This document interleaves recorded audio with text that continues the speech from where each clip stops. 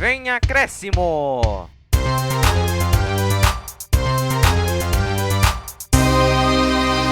Fala pessoal, tudo bem? Começando aqui mais um podcast Vem Acréscimo, aquele seu podcast favorito de terça-feira, que a gente traz tudo sobre o futebol de São Paulo.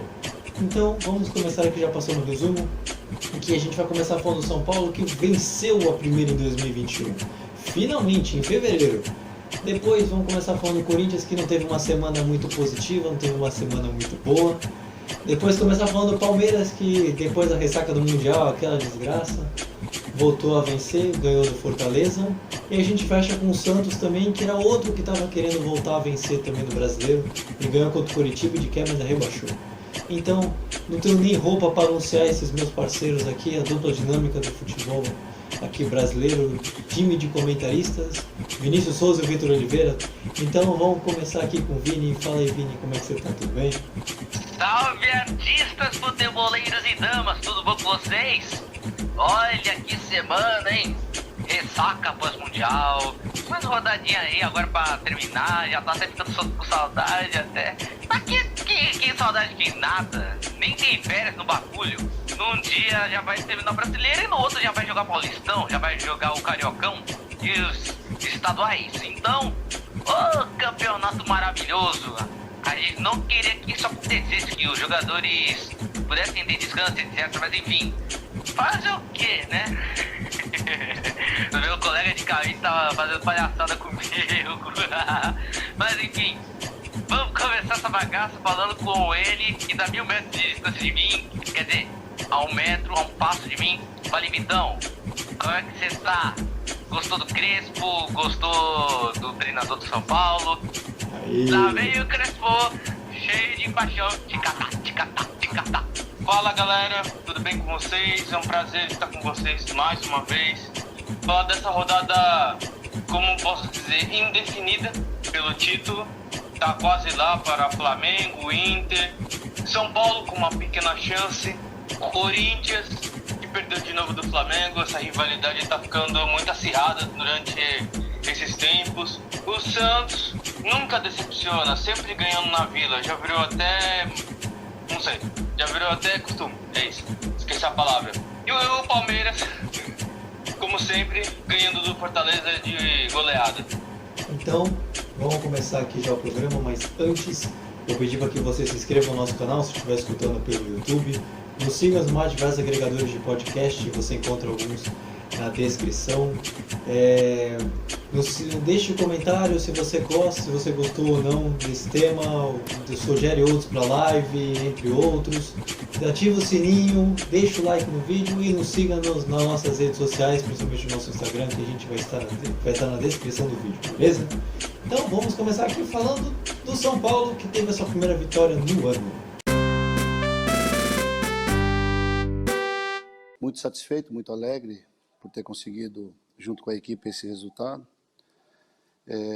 A gente tem uma certeza de ajuda. Então, a gente está muito consciente disso, está muito em paz, para que a gente possa, sem dúvida, ajudar o Crespo e sua comissão que vão chegar. O lado positivo, tem muitas coisas boas, né? O lado positivo é o que a gente tem que explorar, né? O lado negativo são as coisas que um treinador, quando chega, quando ele começa a trabalhar com uma equipe, ele começa a perceber quais as dificuldades que ele vai ter. Então, é muito mais fácil passar as coisas positivas, passar aquilo que esse grupo tem de bom e deixar que as coisas negativas, ele mesmo, com os olhos da própria comissão dele, eles possam entender que eles precisam melhorar. E depois de um certo tempo, né, o São Paulo começa sendo o nosso primeiro assunto. Faz um tempinho que o São Paulo não começava, mas era justo, né, para esse podcast terça-feira a gente começar falando do São Paulo, que conseguiu sua primeira vitória contra o Grêmio. Finalmente voltou a vencer depois de um mês trágico de janeiro, mas quem vai trazer o resumo desse jogo, de outros assuntos pra gente, vai ser o Vitor. Fala aí, Vitor, como é que foi esse jogo contra o Grêmio? O que dá pra dizer dele? Pois é, Luiz, finalmente o torcedor São Paulino sabe o que é comemorar uma vitória em 2021, porque em 2020 ele comemorou muitas vitórias. Em 2020 estava esperando ainda esse momento. E pelo que eu apurei esses últimos dias não, o São Paulo ganhou ontem. Mas assim, feliz ano novo o São Paulo, primeira vitória em 2021, e foi bem, não posso dizer que foi sofrido, foi um jogo bem legal de se ver, pela rivalidade Grêmio e São Paulo, que a partir desse momento, na Copa do Brasil, foi aí que o São Paulo foi ladeira abaixo, a partir desse jogo na Copa do Brasil. Ou seja, nada mais justo que nesse jogo, Grêmio e São Paulo, que ele fosse dar a volta por cima. O futebol é muito dinâmico, nos proporciona momentos como esse. Vou repetir, Grêmio e São Paulo na Copa do Brasil, quando o São Paulo perdeu, foi eliminado, foi dali que o São Paulo foi ladeira abaixo. Nada mais justo que um jogo do Campeonato Brasileiro, Grêmio e São Paulo, o São Paulo dá a volta por cima. Olha só, filosofia, Vitor, poeta contemporâneo. Mas voltamos a falar aqui de futebol. O São Paulo estava muito modificado, modo de dizer, né? Porque não tinha o Juanfran, o Igor Gomes e o Pablo, que estavam pendurados, cumprindo suspensão. E entrou o Carneiro, Vitor Bueno e o Tietê. Enfim, o primeiro tempo foi de amplo domínio do Grêmio, se eu posso dizer assim. Foi um jogo bem parelho, bem disputado. E aos 32 minutos, o pai do São Paulo, como se eu posso dizer assim, o Diego Souza, a lei do ex, a lei que funciona muito no nosso país. É a lei que funciona, a lei do ex. E o Diego Souza guardou mais uma bola na rede do São Paulo. E uma falha do Arboleda. Aí o torcedor São Paulino, o que ele pensa? Caraca, eu tomei mais um gol do Grêmio. Estou atrás do placar. Conhecendo o meu time, vai ficar assim até o final. Só que não, os tempos mudaram. O Crespão tá aí. Ele vai chegar para arrumar casa. Isso que eu espero, torcedor São Paulino. E a partir do segundo tempo, o São Paulo foi outro time. Ele dominou completamente os 90 minutos. E o São Paulo precisou de 5 minutos, não 5 primeiros minutos, 5 minutos da segunda etapa para virar o placar. Com gols do Perninha, do Mascaradinho, do Perninha Tietê, com a perninha esquerda do Tietê, a chapada do Tietê, como diz meu assessor, meu irmão, bem ali. E grande craque do campeonato, se eu posso dizer assim, vocês precisam respeitar minha opinião, o Luciano Huck, ele tá fazendo muitos gols, acho que é o 17º no Brasileirão, e ele foi lá e guardou mais um pro São Paulo. E o Grêmio parece ter sentido no segundo tempo a virada do São Paulo e o empate antes, porque eles perderam a força para buscar o empate ou até virar o São Paulo com o Grêmio. E o Grêmio começou a ir pro ataque, só que não conseguiu muito, não teve muita efetividade. O São Paulo foi mais aguerrido, a raça, como todos os torcedores pedem. E o mais engraçado que eu percebi, que eu me lembro do jogo do Grêmio e de São Paulo da Copa do Brasil para esse, é o Grêmio, os jogadores do Grêmio ficando bravos por causa da cera. Você se lembra, mas o Grêmio também fez cera na Copa do Brasil? Por que estão reclamando da cera? O feitiço viria contra o feiticeiro. Então, foi uma grande vitória do São Paulo. Foi um ótimo placar que assegurou a vaga na Libertadores. Pode falar, Vini, pode falar. Engraçado, o Grêmio reclamou da cera. Engraçado, eles ficavam de vela o tempo todo. Nossa, o Vinícius está voltando aos poucos a soltar aquelas piadas no meio do programa. Ele ficou um momento mais sério, mas agora ele vai voltar ao momento de soltar as piadinhas dele. Mas, Vitor, a grande pergunta é: o São Paulo venceu primeiro no ano, você até brincou falando que o São Paulo agora sim fez a virada de ano, não existiu janeiro para o time do São Paulo. Mas a gente tinha comentado em off que o São Paulo ainda tem uma busca por título, ainda tem a possibilidade. Você acredita que essa primeira vitória no ano pode de repente dar um ânimo para o time conseguir chegar no título, por mais difícil que seja? Internamente é possível. Internamente eles acreditam no 1%. Lembra aquela música do Wesley Safadão? 99%, mas e o 1%? Eu não sei, até me esqueci, mas é alguma coisa assim. Tem a ver com porcentagem a música dele. E por falar nisso, eu trouxe aqui uns dados. Todos os resultados que o São Paulo precisa para ser campeão no primeiro deixa eu reformular. O São Paulo ser campeão, o São Paulo precisa repetir os placares do primeiro turno. Quais são, Victor? Eu vou te responder. Nada. Vai começar? Não. Quando foi São Paulo no Allianz, São Paulo 2-0, quebrou o tabu. Isso no primeiro turno, eu tô falando aqui. São Paulo 4-0 no Botafogo, no Morumbi. São Paulo 4-1 no Flamengo. E o São Paulo precisa ganhar essas 3, que eu já falei. E o São Paulo precisa que o Inter e o Flamengo empatem. No primeiro turno foi 2-2. E também o São Paulo precisa que o Corinthians ganhe do Inter. E no primeiro turno foi 1-0 Corinthians. Então, esses resultados pro São Paulo, se repetir agora, o São Paulo é campeão. Mas sabemos que é difícil. Mas, internamente, pro jogador do São Paulo, dá pra sonhar. O Vinícius até tá passando aqui a letra pra gente, falando que aquele 99% anjo, mas aquele 1% é vagabundo. Esse é o tema da música do Wesley Safadão, eu também não lembrava. Ele tá passando a letra inteira, mas essa parte da porcentagem é o que tem no tema mesmo. Mas assim, o São Paulo já contratou treinador, já sabe que o treinador vai ser o Hernan Crespo. Ele vai chegar no momento que talvez o São Paulo possa brigar por um título, né? Aliás, abrindo um leve parênteses, na imprensa argentina comentou-se sobre o Hernan Crespo, de ele ir para o São Paulo, de todo o salário, ele vai ganhar 10 vezes mais do que ele ganhava no Defensa e Justiça. O salário que o São Paulo vai propor para ele já está certo. E foi muito legal o respeito dos jornalistas argentinos ao clube do São Paulo. É uma coisa que a gente não vê aqui, falando que é tipo uma CNN internacional, para eles que são formados em jornalismo. É um grande time, um grande respeito. Eu achei muito legal a entrevista. E o Hernan Crespo chega como uma aposta, porque ele não tem uma carreira consolidada, no momento que o São Paulo está precisando de título. Então, Vitor, você já está com o roteiro em mãos, então você já sabe o que eu vou perguntar. O que o Hernan Crespo precisa arrumar no São Paulo para que ele engrene como treinador e que o São Paulo possa voltar a ganhar títulos? Curto e grosso, ele precisa arrumar tudo. Ele tem que começar pela parte da defesa, meio de campo e ataque. A questão de transição, entendimento. Ele vai ter autonomia total. Digamos assim, é o primeiro técnico na gestão Júlio Casares. Então o Casares quer dar aquela reformulada gigante no time. E só estava precisando do técnico para começar essa reformulação, para ver quais jogadores ele quer contar e quais podem pegar. Eu ia usar uma expressão, acabei esquecendo. Pegar o caminho da roça, é isso. E o São Paulo tá mencionando alguns zagueiros. Vamos ver como é que vai ser. Porque agora o Crespo vai ter autonomia total para dirigir o São Paulo.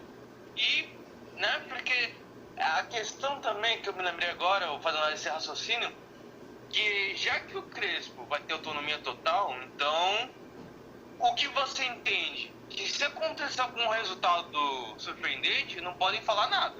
Vão ter que deixar o homem trabalhar. É isso? Carta branca para indiferente que acontecer, tanto ruim quanto bom, né? A gente acredita que a expectativa é essa. E vamos agora falar dos próximos jogos. Só para fechar da parte do Crespo, se o Hernan Crespo fosse contratado para ser centroavante do São Paulo, seria uma mega contratação. O Hernan Crespo já foi o segundo cara mais valioso, a contratação mais cara da história do futebol. E se fosse para ser centroavante, seria uma ótima contratação. Como treinador é um pouco difícil, mas pode falar, Vitor. Não, eu trouxe um dado aqui, eu esqueci até de falar, que teve um destaque ontem na partida de ontem, foi o Gonçalo Carneiro. Aí eu trouxe aqui os números dele, que a torcida de São Paulo gostou bastante da atuação dele como pivô, arrumando faltas no meio de campo para dar aquela segurada no ímpeto gremista. E eu trouxe aqui uns dados para ele. Ele foi 84 minutos jogados, de 3 dribles, 3 certos, uma chance criada, 3 faltas sofridas, 2 cortes defensivos, 3 interceptações e de 13 duelos ganhos no time, 9 foram dele. Ou seja, ele fez uma grande partida ontem. Dados São Paulo estatística. Ele fez uma grande partida e eu acho que ele vai ser titular contra o Palmeiras. Só um palpite. Olha, legal, hein? Apostou. Então, se você fosse montar hoje o elenco titular do São Paulo, ele sairia melhor e na frente, tanto do Brenner. O Brenner já foi vendido, no lugar do Brenner. Na frente do Pablo, então, por exemplo, para você. É uma grande tristeza. O Pablo chegou com um status tão grande no Atlético do Paraná. Tinha tudo para se consagrar no São Paulo, principalmente pelo que ele ganhou e pelo que ele jogou no Atlético Paranaense, mas parece que ele jogou só por lá. Então eu vou chamar aqui o Vini, só tirando que o computador aqui tá lerdo, né? Tirando isso. Mas o São Paulo vai fazer agora alguns jogos no meio da semana. E eu queria saber do Vinícius o que ele espera para as partidas. Não? São Paulo do céu, aí tem que jogar muito, tem que jogar uns jogos mais difíceis do que o quê? O quê? Falar com o meu irmão que tá na cabine do lado? Bom, tarefas pro São Paulo é simples, é só ganhar por um golzinho de diferença ou fazer mais pra aumentar o saldo, né? Porque às vezes tem umas regras que são definidas pelo saldo, cartão e etc. Mas aí, bom, clássico contra o Palmeiras não será um jogo fácil. Até porque eu tô vendo que o Palmeiras pode dar o troco no São Paulo. Eu acho, eu não sei. Mas enfim, agora contra o Botafogo, a missão é fácil, porque o Botafogo já só tá cumprindo tabela porque já tá com o rebaixamento decretado já faz semanas. Agora, se contar com o Flamengo, o Flamengo do Rogério Ceni, é o jogo que vai ter um mito no outro banco, engraçado, hein? Mas enfim, São Paulo tem uma missão difícil de ganhar todas as partidas, mas tem que contar com os tropeços. São Paulo agora é jogar bola e chega de dinicismo, pelo amor de Deus. É hora de visualismo. Agora é a hora de... Eu não ia falar hernanismo, por causa que tem um jogador no São Paulo também que é o Hernanes e tem o Hernan Crespo agora treinador. Então, agora vamos já passar pro Corinthians já. Luiz, Diga. é crespíssimo. Crespíssimo. Que nem cabelo. Cabelo bem crespo. Haja creme. Pô. Então agora vamos chegar agora falando do Corinthians também, que dessa vez, que ao contrário do São Paulo, que tem motivos para comemorar, teve motivos para comemorar na semana, o Corinthians já mais ou menos. Então vamos falar agora como foi a semana corintiana. Eu acho que a estratégia foi bem montada, a equipe ela se empenhou demais em cima disso, né? Marcou um pouco mais baixo, tentando tirar exatamente o campo de jogo do Flamengo, porque o ataque do Flamengo é um ataque veloz que precisa de espaço, então nós diminuímos o espaço e com isso aumentamos a marcação, né? Um time compacto que não deu muita entrada de bola pelo centro do campo, né, exigindo que o Flamengo jogasse mais por fora, onde é óbvio que dá mais tempo de você fazer a marcação, as coberturas, enfim. Acho que a estratégia foi boa, acho que faltou um pouquinho de velocidade na nossa saída de bola e talvez ela não tenha sido mais competente. E agora, já começando aqui falando do Corinthians, a gente depois escutou a entrevista do Mancini no último jogo contra o Flamengo. E agora, em vez de o Vitor falar, agora vai ser o Vinícius, nosso setorista do Corinthians. Vai falar como é que foi a semana corintiana, que não foi muito positiva, com um empate e uma derrota. Então, Vini, como é que você resume esses dois jogos do Corinthians? Foram dois confrontos onde o Corinthians jogou de igual para igual para as duas equipes, tanto uma dentro de casa contra a outra fora de casa. Falando do Corinthians e Atlético Paranaense, foi um belo jogo, na minha opinião. Parabéns às duas equipes. Já fazia anos e fazia também segundos que eu não via um jogo tão bom como Corinthians e Atlético. Por que alguns segundos? Porque eu tava vendo outros jogos no YouTube, relembrando do ano passado, retrasado. Tava lembrando até do Santos e Flamengo, aquele 5-4. Mas enfim. Bom, o jogo do Corinthians e Atlético foi tão elétrico como o Malon. Aquele peixe elétrico, entende? Aquele peixe na água que tu põe a mão e tu toma choque, entende? Mas ficar com aquele que nunca viu um inseticida na vida, aquele que tá jogando mais bola do que uma colmeia de abelhas. Eu tô falando dele, Gustavo Silva, mais conhecido por Mosquito. Aquele cara que nunca sentiu o cheiro de um inseticida, de um, sei lá, não posso falar marca. Mas enfim, fez um golaço, fez um gol estilo Pelé, mas 1-0 logo no início do jogo. Aí, momentos depois, o Atlético Paranaense, que não é bobo à toa, fez um golaço retrucando o gol do Mosquito com o Abner Vinícius. Gente, uma pessoa que tem o mesmo nome que eu é coisa boa não, hein? Abner Vinícius soltou uma varada que entrou na gaveta do Cássio. Gaveta de meias. Bom, 1-1. Aí o Corinthians, de novo, voltou a ficar na frente no placar. O de Gabriel assistiu o Gamarra Negro. Aí 2-1, lá em cá o jogo tava indo bem. E o Atlético Paranaense empatou o jogo de novo com Fernando Canetinha. Ah não, Canezinho. Pô, esse nome Canezinho tá lembrando muitas coisas, hein? Cuidado pra eu não ser uma mente poluída da turma do Via Acréscimo. Mas enfim, 2-2, tá sussa, fim do primeiro tempo. Vamos, jogo lá e cá, equipes mostrando que tem disposição para ir para Libertadores. E eu tô até agora pensando se eu posso considerar isso como o melhor jogo do Campeonato Brasileiro inteiro. Só que eu tenho que me lembrar das outras rodadas, inclusive. Mas enfim, eu nem lembro mais. Mas começou o segundo tempo, movimentado como sempre, porque são ambas as equipes estão buscando uma vaguinha lá da Liberta, até porque as vagas já são definidas. Um pegou o Yakult do Peru e o outro pegou o Deportivo Larica da Venezuela. Mas todo mundo quer pegar o Deportivo Lara, com certeza. Porque o Yakult é mais Fluminense ou Grêmio, no caso. Aí, Corinthians foi lá, voltou a ficar na frente com o gol do Mr. Anti-Inseticida, aquele cara que nunca sentiu o cheiro de veneno de mosquito. 3-2 no placar com o gol do Gustavo Mosquito, com um passe do Ângelo Arauz.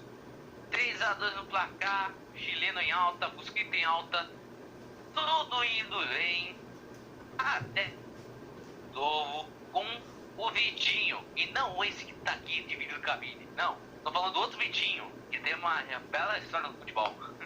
Aquele cara que se recuperou de uma lesão grave, etc, alguma coisa do tipo, e tá voltando aos poucos, fez o gol contra o Corinthians, e um pontinho pra cada lado, um jogaço, parabéns, 3-3. Mas vocês se imaginaram o que vinha depois? Vinha o Flamengo do Rogério Ceni, amigo. Todo mundo pensava que assim, o Corinthians vai perder, né? Como sempre. Os corintianos não gostam de se lembrar do que aconteceu no primeiro turno, até porque muita coisa se passou, né? Depois daquele 5-1 em Itaquera.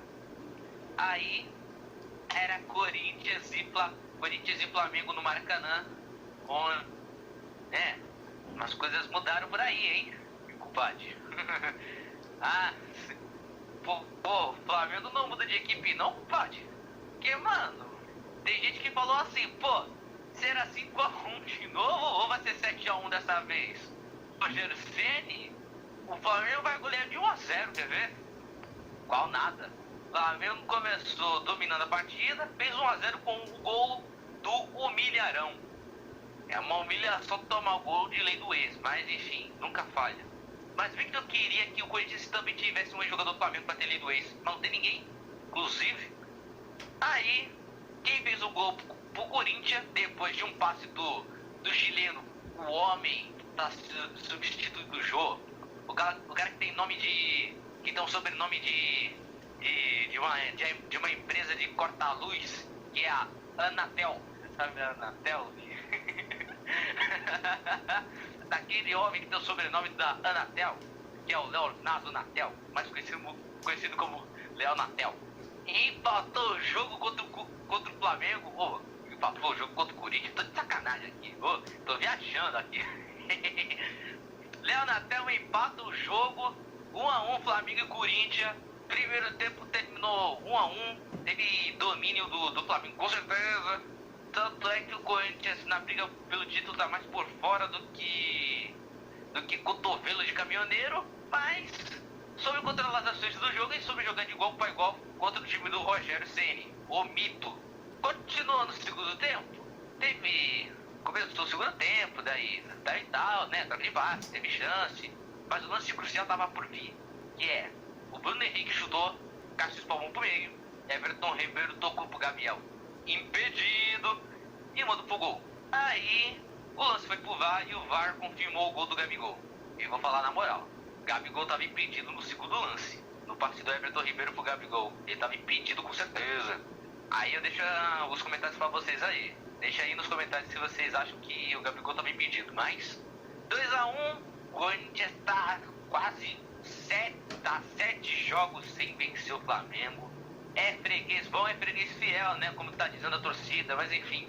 Próximo confronto do Corinthians será aquele clássico mais temido que todo corintiano tá com saudade de ganhar, que é ganhar do Santos na Vila Belmiro. Prossiga, Luiz. Então, Vinícius fez um resumo gigantesco de como foi a semana, não tem nem o que reclamar dos jogos, ele já ficou completamente por dentro. E aí o que eu quero conversar com o Vinícius é que agora o Corinthians, com essa semana ruim, perdeu 2 posições na vaga direta para a Libertadores. Tá próximo? Tá, por 1 ponto. Mas de repente por esse 1 ponto, ou por questões assim de detalhe, o Corinthians pode acabar ficando fora de uma possível 8ª vaga, porque para que abra a 8ª vaga, o Grêmio precisa ganhar a Copa do Brasil contra o Palmeiras. Então, Vini, o Corinthians agora vai ter depois a gente vai comentar um pouco melhor o clássico contra o Santos, a gente vai falar melhor, e depois tem contra o Vasco. O Corinthians não pode nem pensar em empate nesses 2 jogos, né? Principalmente porque tanto Santos e Corinthians tem um jogo a menos ainda. E aí de repente o empate é ruim para os dois. Mas o Corinthians ele tem que pensar em vitória, né? Nesses jogos finais para conseguir chegar na Libertadores, né? Olha, pro Corinthians pensar em vitória contra o Santos tá impossível, pra falar a verdade. Porque ultimamente, os confrontos do Corinthians contra o Santos na Vila, seja também fora de casa em qualquer estádio, o Corinthians não sabe o que é ganhar do Santos na Vila, na Pacaembu, em qualquer outro estádio. Porque toda vez que a gente assiste um Santos e Corinthians na Vila, ou quando o Corinthians está jogando como visitante, acontece o mesmo filme, o mesmíssimo roteiro. O Corinthians recuado, joga mal, e o Santos vai lá, faz um gol numa jogada individual ou alguma falha do setor defensivo do clube, entendeu? O Santos sempre foi assim, desde o ano passado, retrasado. Tanto é que a última vitória do Corinthians em cima do Santos na Vila foi em 2014, quando o Corinthians tinha Romero no time, quando o Corinthians era treinado pelo técnico Mano Menezes, quando o Corinthians ainda tinha o Guerreiro no elenco, e também quando o Corinthians ainda nem havia contratado o Cassino naqueles dias, mas enfim. Mas o que se dá pra se dizer que é o seguinte: será um confronto difícil? Com certeza. Depois dessa vitória contra o Flamengo, é outro jogo, mas o Corinthians não vai ficar assim, nossa, perde o Flamengo, não tem mais nem compostura pra enfrentar o Santos, que é clássico. Meu irmão, é clássico, meu irmão, acorda, pelo amor de Deus, ó. Quando é clássico, ninguém é favorito. Tem torcedor acha que é assim, sempre tem um favorito. Não tem favorito. Todo clássico é decidido no detalhe. Todo clássico é decidido até só pra variar. Pois é, entendeu? Vamos supor, por exemplo, que ele esteja fazendo uma preleção do time do Corinthians. Eu ia falar assim, galera, é o seguinte, vai enfrentar o Santos aqui na Vila. Eu sei que o retrospecto pesa, a gente sabe que é um adversário difícil, mas é o seguinte, ninguém consegue seguir em frente se estiver dentro de um elevador. Mas, mano, vamos sair desse elevador e buscar os 3 pontos fora de casa. É isso, meu irmão. Então agora, o Vinícius ele conseguiu fazer um panorama dessa queda do Corinthians nas posições e já falou do clássico, já o que esperar. Chamar o Vitor para ele comentar rapidinho o que ele espera do jogo agora contra o Vasco. Que o Corinthians joga no domingo contra o Vasco e o que o Corinthians precisa fazer. Não, vamos imaginar com qualquer resultado, assim, tipo, a gente pode supor um possível resultado e depois enfrentar contra o Vasco. Só que esse jogo é importante pro Corinthians, pro Vasco no caso, porque dependendo do resultado, o Vasco pode ser rebaixado nesse jogo. Então, o que o Corinthians pode esperar do Vasco e também o que esse jogo pode valer também pro Timão também? Esse vai ser um jogo com muitas pretensões do Corinthians querendo a vaga na Libertadores e o Vasco fugindo do rebaixamento. Então é um jogo que significa muito Eu já repeti um monte de vezes que eu amo o futebol brasileiro. Ainda mais quando chega nas retas finais. Né? Acontece, ou é o céu e o inferno.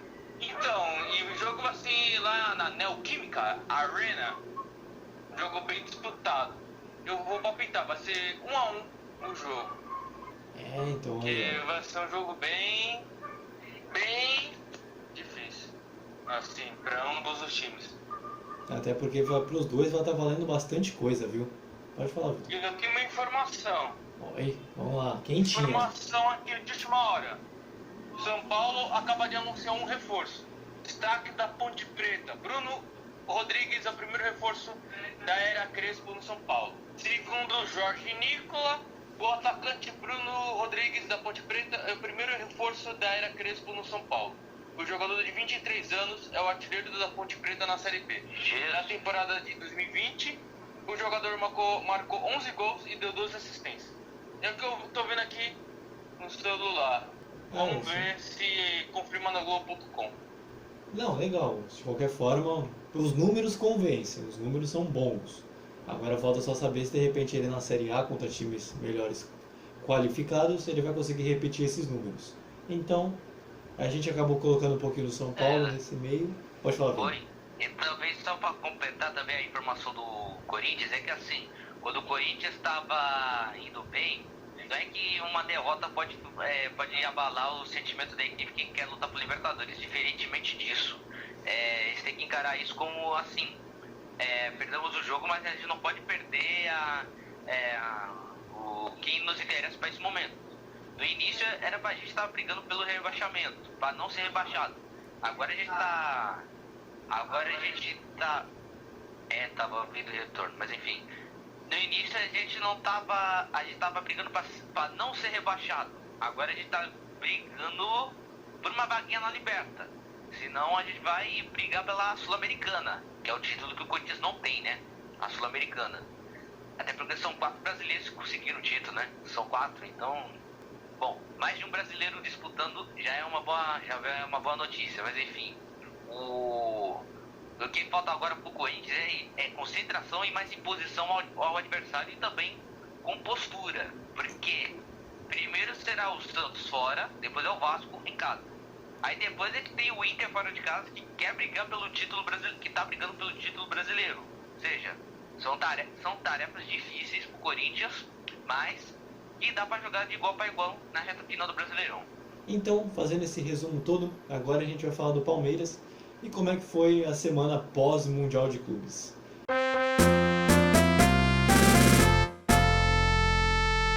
Tudo pesa, a densidade competitiva, o número de jogos que temos, e nós ganhamos a Libertadores porque fizemos o que não foi feito para trás, que eu já disse várias vezes, mas para quem não sabe eu vou voltar a repetir, nós não temos titulares, a titular é a equipa. E a prova disso é que a equipa vai respondendo, trocando 1, trocando 3, trocando 5, trocando 7, trocando 10. A equipa procura sempre fazer o seu melhor. Também já vos disse que nós não temos tempo para treinar, já vos fui falando nisso desde sempre, mas infelizmente é cultural e o que é cultural não se consegue mudar. E portanto é verdade, tivemos uma viagem longa depois do Mundial disputado. E tínhamos que chegar aqui, tínhamos que trocar a equipa como sempre fizemos. Portanto, eu já disse várias vezes, mas volto a reforçar para quem ainda não percebeu, nós não temos titulares. Então agora chegamos ao time que foi campeão da Libertadores, não fez uma grande campanha no Mundial, mas acontece. O time, não é, às vezes tem campeonato que é campeonato, é difícil. Vamos falar do Palmeiras, que voltou à realidade, entre aspas, e voltou e ganhou do Fortaleza de 3-0, decidiu no primeiro tempo, foi super tranquilo o jogo. Mas quem vai trazer com mais detalhes esse jogo é o Vitor, nosso também setorista do Palmeiras. E Vitor, como é que foi esse jogo aí do Palmeiras contra o Fortaleza? Fazendo um resumo, foi um jogo meio que ressaca da participação no Mundial. Foi um jogo que a gente meio que previu uma dificuldade para o Palmeiras. Não foi nada disso, foi totalmente o contrário. O Palmeiras dominou o jogo inteiro, os 90 minutos, e fez o placar nos seus primeiros 45 minutos. O Palmeiras dominou amplamente o primeiro tempo, o segundo também, só administrou. O primeiro gol foi do Gustavo Scarpa, de falta. Fazia um tempão que ele acho que não fazia gol e não fazia gol de falta. Alguma coisa assim no Palmeiras. E que estreia linda, né? Esse jogador chamado Lucas Lima. Que estreia, que ótimo jogador ele é.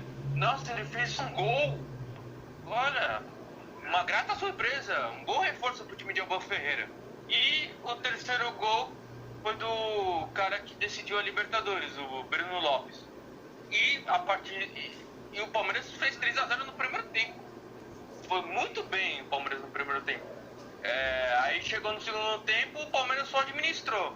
E ele só não fez o quarto porque o Felipe Alves salvou o Fortaleza. E o Fortaleza não teve aquele ímpeto ofensivo para furar a defesa do Palmeiras, que a defesa do Palmeiras, para mim, se resume em Gustavo Gomes. Então foi uma tarefa difícil, só que inconclusiva, não conseguiram. Então foi um jogo para espantar a má atuação no Mundial de Clubes. E o Palmeiras também vai encarar uma maratona de jogos. Então, com cansaço, viagens, tudo, acho que foi uma boa vitória. Então, aproveitando já que a gente comentou no Mundial, tem um pouquinho, eu queria perguntar para você, Vitor. A gente já conversou um pouco na live, vai deixar até a live aqui em cima, inclusive outros podcasts de outros vídeos nossos para você também acompanhar. O Mundial para você mancha a temporada do Palmeiras? Porque se você for pensar, o Palmeiras está fazendo uma excelente temporada. Campeão da Libertadores, campeão paulista, final da Copa do Brasil, um campeonato brasileiro bom, na medida do possível, pela quantidade de campeonatos que disputa. Só que no Mundial foi muito mal. O Mundial foi muito mal. Isso mancha a temporada, isso estraga a temporada para você, como analista, setorista, você acha que isso estraga?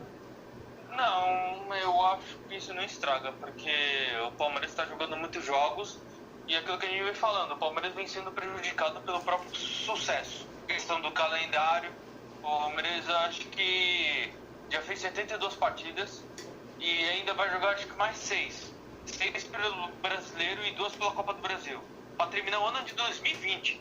O ano de 2020 do Palmeiras vai terminar em março, com a final da Copa do Brasil. E ele ainda vai, nesse meio tempo, vai jogar o Campeonato Paulista. Ou seja, olha só quantos jogos. E eu acho que não vai... Eu tenho certeza que não está manchando. Que o Palmeiras foi campeão da Libertadores, campeão paulista. Se tivesse tempo, estava brigando pelo Campeonato Brasileiro. Vai decidir a Copa do Brasil, com a possibilidade de ganhar. Só a questão do Mundial que não deu muito certo. Mas em compensação às outras competições, o Palmeiras dominou. Então eu creio que isso não vai manchar essa temporada do Palmeiras. E a gente está falando aqui que o Palmeiras está fazendo uma grande temporada. Eu concordo com você, o ano do Palmeiras é muito bom, apesar do Mundial. Só que a gente viu depois, durante todo o Mundial de Clubes e a pós-Libertadores da América, até mesmo a final também, o Palmeiras ele jogou muito mal. O futebol do Palmeiras estava ruim. Estava com um futebol abaixo, não era nem um pouco daquele que a gente esperava. O Palmeiras conquistar a Copa do Brasil vai precisar melhorar seu futebol, né? E o que precisa? Como fazer o Palmeiras retornar aquele bom futebol que fez tempos atrás, que conquistou o Brasil e a América por causa disso? Então, chegou numa hora da temporada 2020 que o jogador começa a cambalear por causa da quantidade de jogos. E o Palmeiras, com essas questões de viagens, tudo, campeonato para disputar, eu acho que o Palmeiras vai chegar cambaleando na final da Copa do Brasil. Porque o Palmeiras vai jogar quarta-feira contra o Curitiba, que é a rodada atrasada. Quarta-feira. Aí quinta-feira ele descansa. Sexta-feira tem clássico contra o São Paulo. E depois ele vai jogar segunda-feira com o Atlético de Goiás. Atlético Goianiense. Isso, Atlético Goianiense. E depois é Clássico Mineiro, para fechar o Brasileirão. E depois vai ter a Copa do Brasil e ainda vai envolver o Campeonato Paulista. É isso, né, Luiz? Isso, até o Atlético de Goiás é que fecha a semana, por exemplo, de segunda a segunda, que a gente grava numa segunda-feira. Então o Palmeiras jogou no fim de semana e até segunda que vem ele vai ter mais 3 jogos. E entra naquele quesito que entra desde o começo do ano. O Palmeiras tem um elenco farto, muitas opções, muito dinheiro, dá para contratar todo mundo. Então chegou dessa hora que vai ter que usar as peças que tem, vai ter que usar a base, como vem usando nesse ano de 2020 e nesse ano de 2021. E vai medir suas forças pro Grêmio.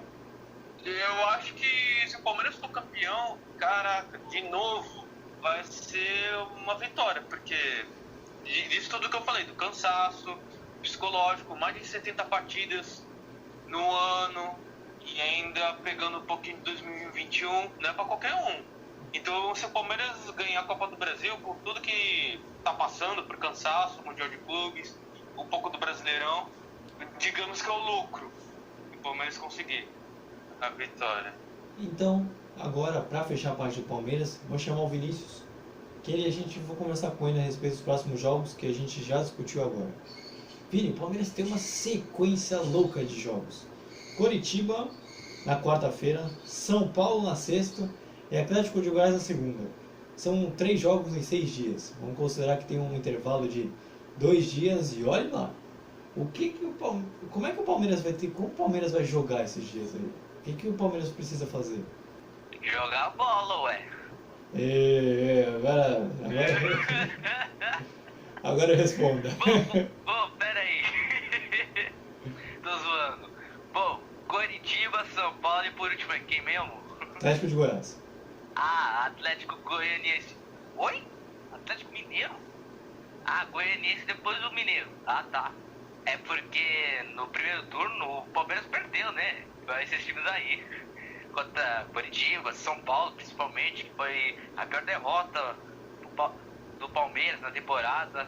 Só pede pra derrota do Corinthians a derrota pro Corinthians no Paulistão em 2020. Essa foi doída, né?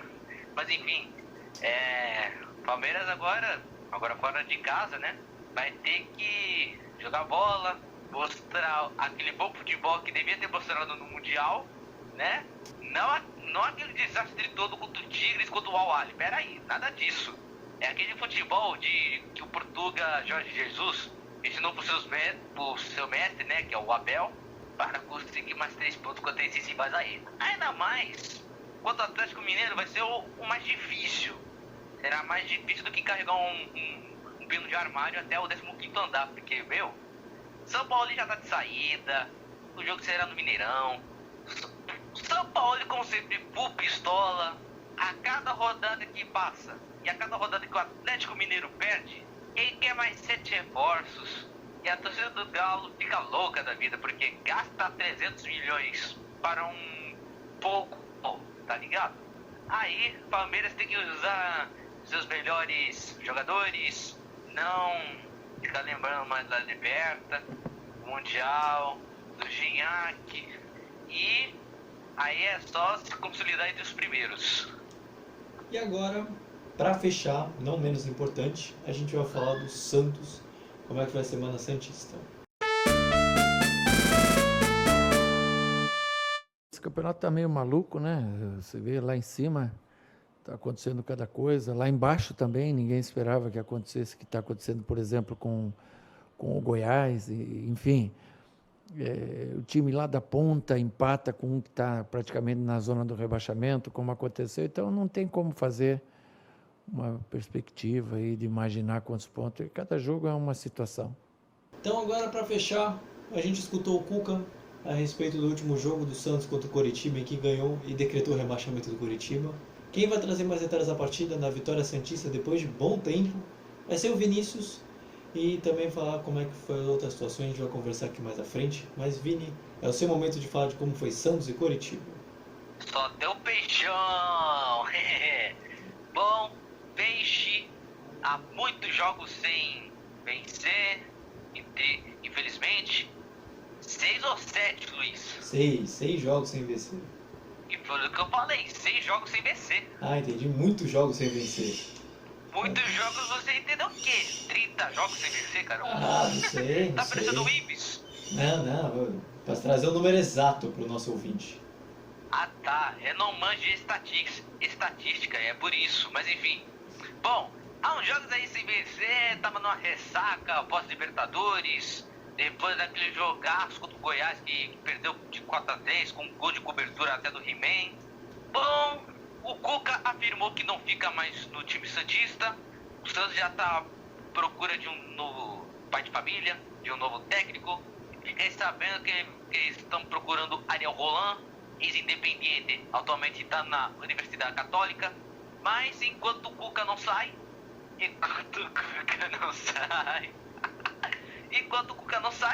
o Cuca bate boca com o Coritiba. Caraca, trocadilho aqui. Cuca bate de boca com o Coritiba. Nossa, bate de... Não, bate de cara com o Coritiba. Oxi, meu. Bate de cara com o Coritiba. Bom, Marinho, com cabelinho novo, abriu o placar pro time da Vila e soltou aquela frase que no meio da comemoração, se eu entendi muito bem, que eu tava acompanhando o jogo, entendi assim: ninguém me deseja um feliz aniversário hoje, mas tá tudo bem, hoje nem é meu aniversário mesmo. Bom, 1-0 pro Santos. Foi um primeiro tempo equilibrado, de poucas chances pro Coritiba. Coritiba que não tava mostrando que tava competindo com o Santos, porque literalmente eles já estavam praticamente rebaixados. No jogo só mostraram assim, meu, já tô confirmado mesmo, então se eu continuar assim, tá osso pra nós. E só pra vocês entenderem, o Coritiba foi até histórico, porque é a 6ª vez que eles foram rebaixados pra 2ª divisão.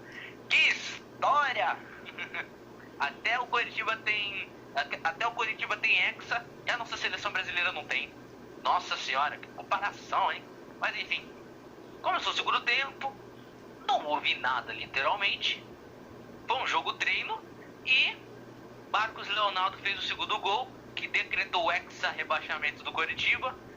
O Santos embolou a disputa de quem vai ficar com a vaga da Libertadores e vai Santos. Agora o Santos, ele ainda briga por Libertadores. Tá um emaranhado de equipes que querem a 8ª vaga. Provavelmente Grêmio, Fluminense e Palmeiras. Gente pra burro, hein? É muita gente, muito time. E provavelmente Grêmio, Fluminense e Palmeiras principalmente Palmeiras já tem suas vagas asseguradas para a próxima Libertadores. E aí fica Santos, Corinthians, Bragantino, Atlético do Paraná, Atlético de Goiás, Ceará e mais outros aí que eu posso estar até esquecendo que querem essa 8ª vaga. Só que Santos e Corinthians tem um jogo a menos. E aí o que dá para falar do lado santista sobre esse jogo contra o Corinthians? Se agora o Atlético ocupa a 8ª vaga, Santos e o Santos está em 9, o Corinthians em 10º. O que dá para esperar, já que as duas equipes têm um jogo a menos, principalmente pelo lado do Santos? O que dá para esperar pelo lado santista?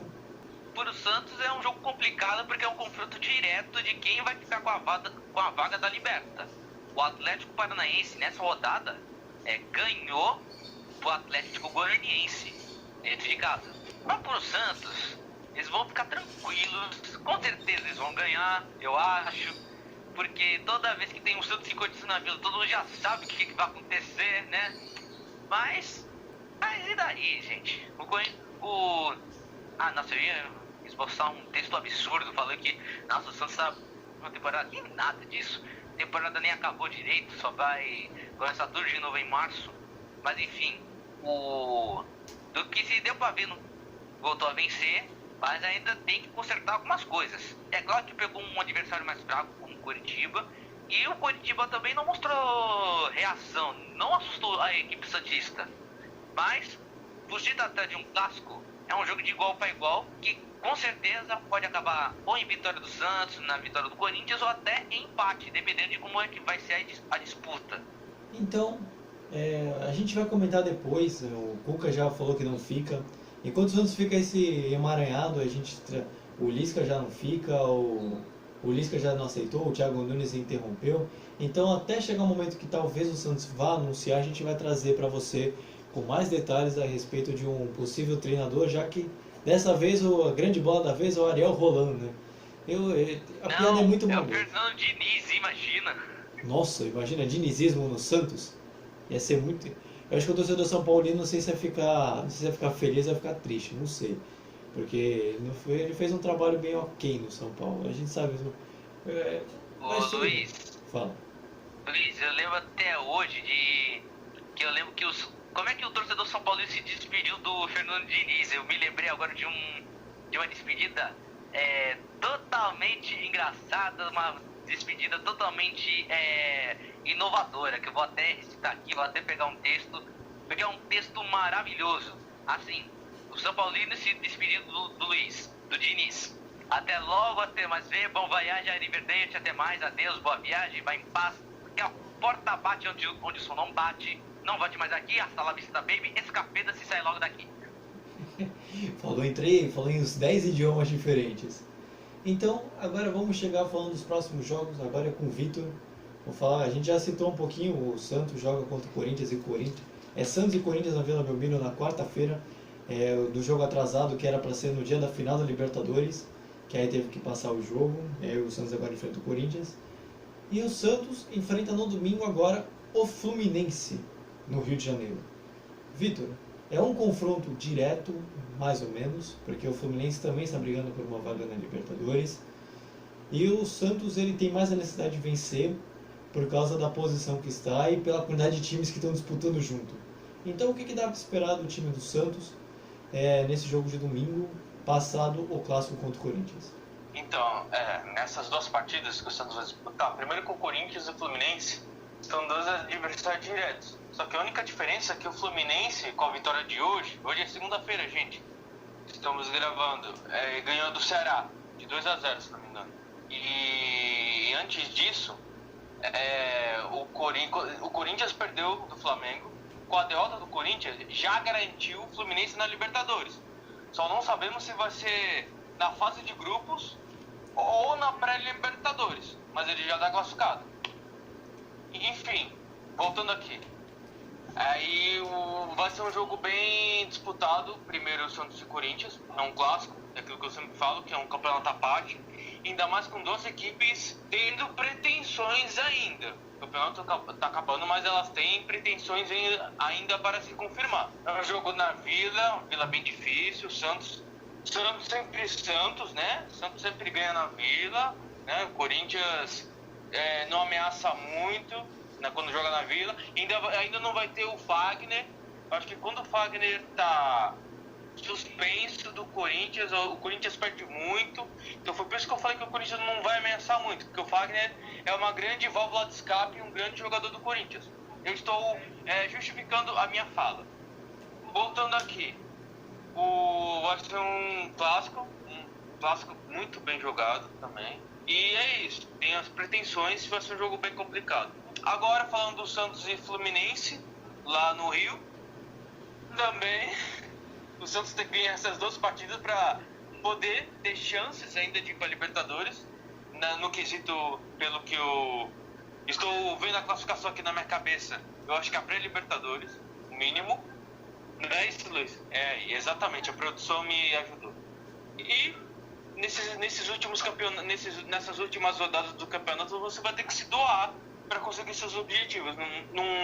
E também fazer de tudo para não depender muito dos seus adversários. Você tem que primeiro ver sua parte, primeiro ganhar, para depois você ver se precisa depender do adversário.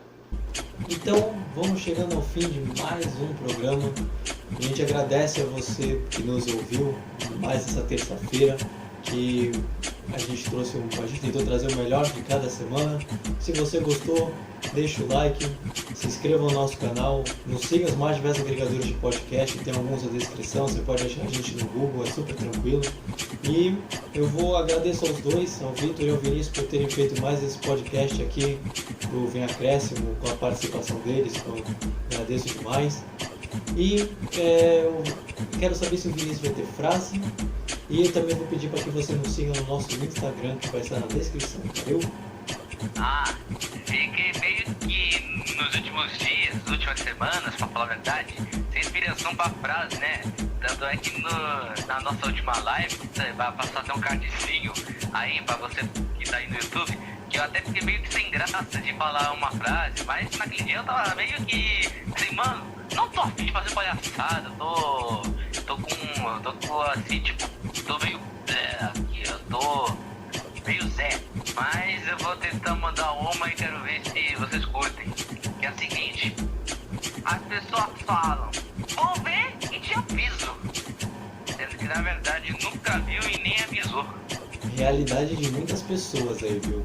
Realmente, viu? Então, com essa frase maravilhosa, esse momento de reflexão do Vinícius, a gente vai ficando por aqui. Vini, Vitor, já pode se despedir. Vou começar com o Vinícius, aí depois eu me despeço também. E a gente volta na live e mais um podcast terça-feira que vem. Bom, meus queridos e minhas queridas sacerdotes do Yakut e dos mais marombeiros e também dos caras da academia, chegamos ao final de mais um podcast.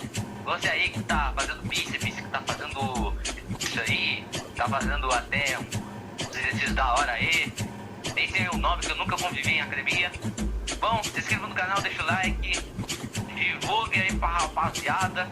Próximas lives já vão pintar, a gente vai avisando ao longo do nosso Instagram, que tá na descrição, e vem acréscimo de sei lá o que, mas enfim, estamos chegando nas rodadas finais do Campeonato Brasileiro, daqui a pouco é Paulistão, Cariocão, Campeonato Amazonense, Campeonato até do Ibis Mania, e é isso, vamos chegando na final. O Vitor quer comer um polenguinho com Romeu e Julieta, enfim, se despeça aí, Vitão. Falei do polenguinho de Romeu e Julieta porque o Vitor gosta de um Romeu e Julieta. É aquele queijo com goiabada, tu sabe? Sim, tô ligado. Obrigado por você falar pro pessoal. É, assim tá aprendendo na comida Soltou dele. na roda. Caraca, isso porque ele é meu irmão. Então, gente... Não, agora deixa eu falar. Gentil. Vitor Gentil, tem o Fernando Gentil, Vitor Gentil. Oi, gente, então. Tchau, gente. Obrigado por vocês estarem ouvindo o podcast. Espero que vocês tenham gostado. Trazendo as últimas notícias, os balanços da rodada. São Paulo, graças a Deus, os torcedores dizem, graças a Deus o São Paulo ganhou, pelo que falam os torcedores, os dirigentes, tudo. E o ano se iniciou pro São Paulo. O Corinthians está brigando pela Libertadores, o Santos, o Palmeiras que está aí cumprindo tabela, o São Paulo está tentando garantir vaga no G4, e é isso, é um prazer, obrigado. Então, valeu, galera. Depois de a gente se despedir, a gente volta terça-feira que vem. Acompanhe nossas redes sociais, a gente vai trazer mais assuntos prévios da nossa live, entre outros assuntos. E voltamos terça-feira que vem para mais um podcast. E valeu, pessoal. Fui! Tchau, Brasil! Até terça que vem. Tchau, Brasil! E vem acréscimo do Brasileirão! Valeu, pessoal. Tchau, tchau.